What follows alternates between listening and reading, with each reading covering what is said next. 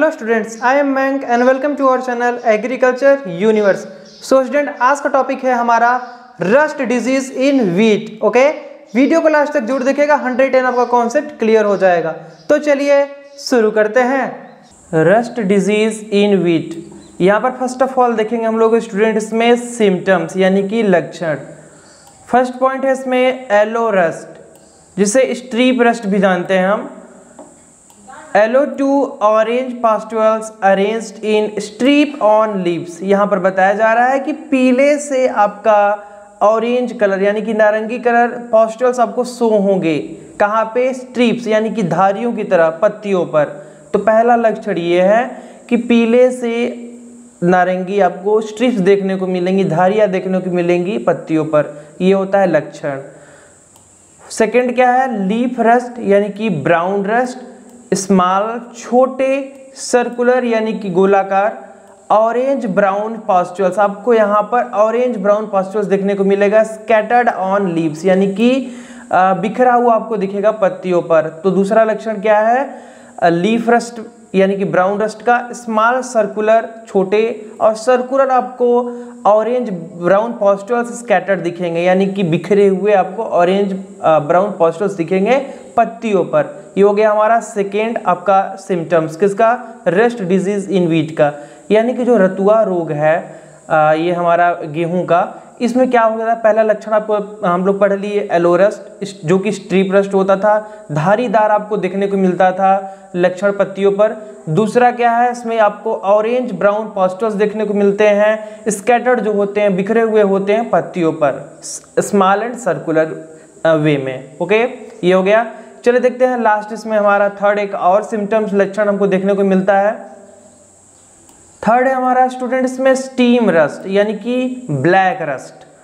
Large होते हैं, ये बड़े होते हैं, इलोंगेटेड होते हैं, रेडिश ब्राउन पास्टुअल्स होते हैं ऑन स्टीम यानी कि तनों पर, पत्तियों पर एंड स्पाइक्स पे, turning black as the season progress. और जैसे जैसे वह बीमारी बढ़ती जाती है वह डार्क होते जाते हैं यानी कि ब्लैक होते जाते हैं। तो ये हो गया हमारा स्टीम रस्ट यानी कि ब्लैक रस्ट। नाम से आपको पता चल रहा होगा कि तनों पर ब्लैक रस्ट लग रहे हैं। बड़े होते हैं, वो इलोंगेटेड होते हैं, रेडिश ब्राउन होते हैं, पास्टुअल्स ऑन स्टीम तनों पर लगते हैं, वो लीव्स पर यानी कि पत्तियों पर, स्पाइक्स पे, turning black as the season progress. और जैसे जैसे वो प्रोग्रेस होते जाएंगे, बढ़ते जाएंगे, वैसे वैसे ही वो ब्लैक होते जाएंगे।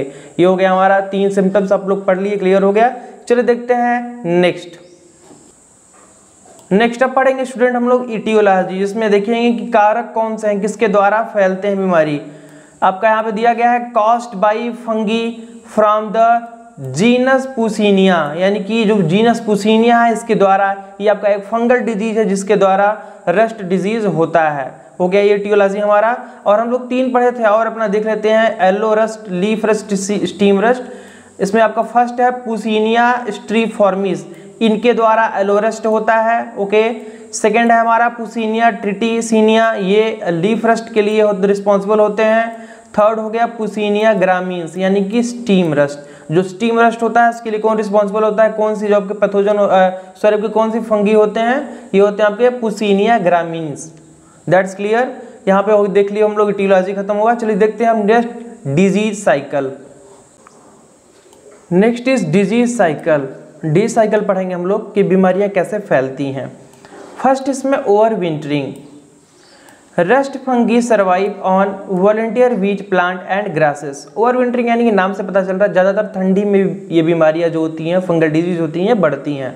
Rust fungi survive on volunteer wheat, जो रस्ट फंगी होती हैं, जो फंगी होती हैं वो सर्वाइव करती हैं कब? आपके वीट, आपके ठंडी में। Okay, wheat plant and grasses यानी कि जो गेहूं का पौधा होता है, जो ग्रासेस होती हैं उनमें वो क्या करती हैं? ठंडियों में सर्वाइव करती हैं। नेक्स्ट सेकंड दिया गया है स्पोर प्रोडक्शन। विजाणु कैसे उनका पैदावार होता है? इन स्प्रिंग यानी कि स्प्रिंग सीजन में जो विजाणु होते हैं वो प्रोड्यूस करते हैं। द फंगी प्रोड्यूस स्पोर, यहाँ पे बताया गया है कि जो फंगी होती हैं वो प्रोड्यूस करती हैं स्पोर को यानी कि विजाणु को। जैसे कि एग्जाम्पल दिया गया आपका उडीनोस्पोर्स। ओके, ये आपका एग्जाम्पल दिया गया है उडीनोस्पोर। ये एक प्रकार का आपका स्पोर है जो कि प्रोड्यूस होता है किस टाइम में? स्प्रिंग सीजन में। That's clear.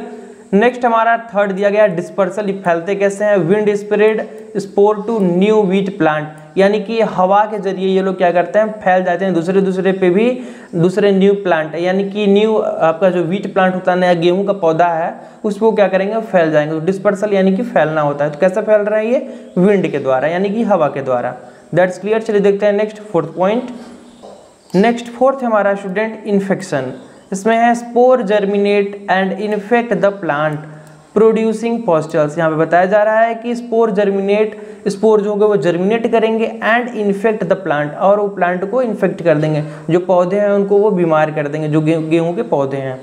प्रोड्यूसिंग पॉस्टल्स, और क्या करेंगे, वो पॉस्टल्स को प्रोड्यूस करेंगे, जिससे वो हानि करेंगे हमारे जो गेहूं के पौधे हैं उनको, उनके तनों को, उनके पत्तियों को वो क्या करेंगे, वो हानि करेंगे। ओके, ये हो गया हमारा फोर्थ। नेक्स्ट है fifth reproduction.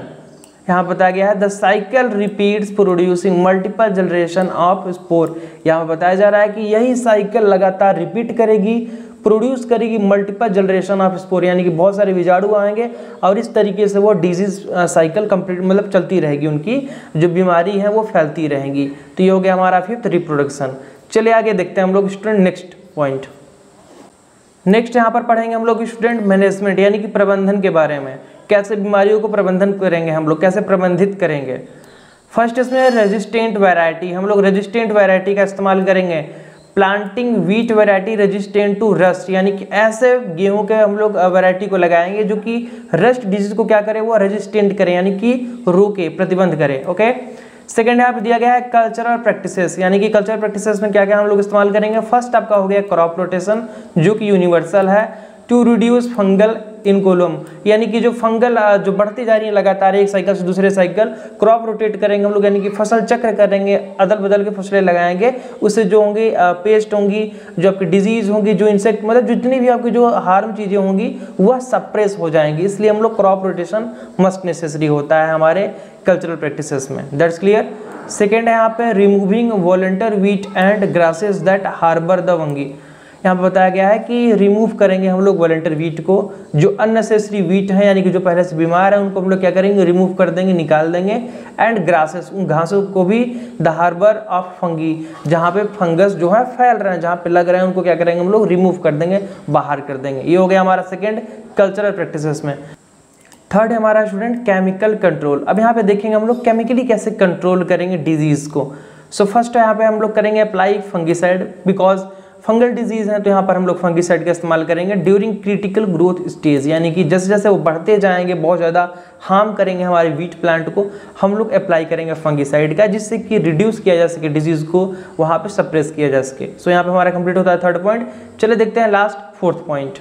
Last fourth point हमारा मैनेजमेंट में student monitoring and forecasting, regularly monitoring field and using predictive model to time fungicide application effectively. यहाँ पे बताया जा रहा है कि हम लोग लगातार देख रेख करेंगे, फॉरकास्ट करेंगे, रेगुलरली मॉनिटरिंग फील्ड, लगातार हम लोग फील्ड जो हमारा है उसको मॉनिटर करेंगे, देख रेख करेंगे, and using predictive model to time fungicide application effectively. और हम लोग प्रिडिक्ट करेंगे, यानी कि फॉरकास्ट लगाएंगे, एक अनुमान गढ़ेंगे, जिसकी वजह से अगर हम देखेंगे कि हमारे फील्ड में कोई फंगिसाइड तो नहीं लग रहा है, क्या कुछ हार्म आ रही है, उसके एक सटीक हम लोग प्रिसीज वहाँ पे एक मेथड करेंगे, जिससे हम लोग फंगिसाइड का इस्तेमाल करेंगे, यानी कि इजी वे में बताएं तो फर्स्ट ऑफ ऑल हम लोग मॉनिटर करेंगे, अपने खेतों को देख रेख करेंगे। उसके बाद हम लोग ये देखेंगे कि नहीं कोई डिजीज़ तो कॉज नहीं कर रही है, अगर डिजीज़ कॉज कर रही है, रस्ट है, जो भी है आपकी डिजीज, उस पर क्या करेंगे, फिर हम लोग क्या करेंगे, उस पर अप्लाई करेंगे फंगिसाइड को इफेक्टिवली, यानी कि इफेक्टिव तरीके से हम लोग फंगिसाइड को इस्तेमाल करेंगे। तो ये हो गया हमारा फॉरकास्टिंग। सो स्टूडेंट, इसी के साथ आज का वीडियो हमारा कंप्लीट होता है, rust disease in wheat. Hope आपको वीडियो समझ में आ गया होगा अच्छे से। अगर कोई भी कॉन्सेप्ट, कोई भी टॉपिक को लेकर प्रॉब्लम होता है, कुछ लाइन को लेकर दिक्कत होता है कि नहीं यहाँ पर कुछ मिस हम बता दिए हैं, हम थोड़ा मिस कर दिए हैं, या तो फिर कुछ गलत पॉइंट बता दिए हैं, तो वो चीज़ आप हमसे बता सकते हैं। फिर मिलते हैं नेक्स्ट वीडियो में बेस्ट लेक्चर के साथ। तब तक के लिए बाय बाय, टेक केयर।